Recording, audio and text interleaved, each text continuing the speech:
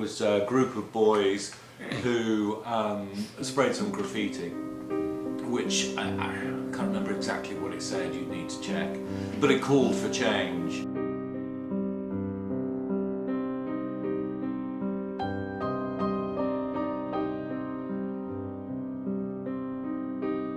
The al-Assad family has ruled Syria since 1971. It is a one-party, one-family dictatorship. They belong to the minority Alawites, whereas 75% of the Syrian population are Sunni Muslims.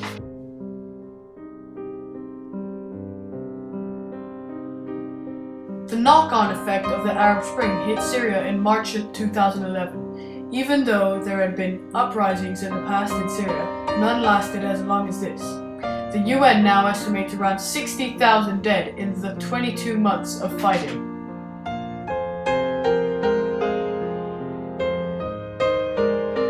The protests began after an incident when some young boys were tortured over the anti-government graffiti in the southern town of Daraa. Uprisings broke out all over Syria.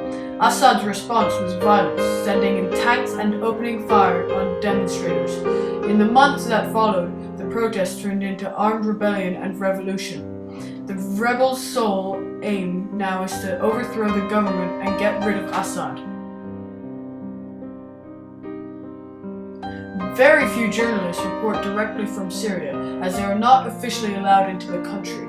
Initially, the rebels, or Free Syrian Army, as they are now referred to, welcomed the attention of foreign journalists because they thought it would mean foreign support.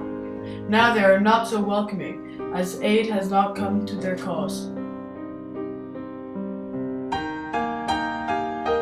Assad's violent methods have been condemned internationally, but one of the biggest challenges in supporting the rebels is the fear that money and weapons could end up in the hands of one of the rebel jihadi factions like to Al-Qaeda. On the other hand, it is well known that Assad receives political and financial support from Iran and Russia.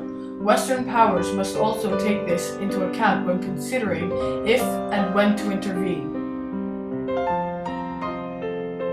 The longer the conflict continues, the more complicated it becomes. In a speech on January 6, 2013, Assad stood firm and refused to give in to the terrorists, as he calls the rebels. The battles continue, and hundreds of thousands of Syrian families seek refuge in camps across the border in Turkey. It is difficult to know how much more blood will be shed before the end of this revolution.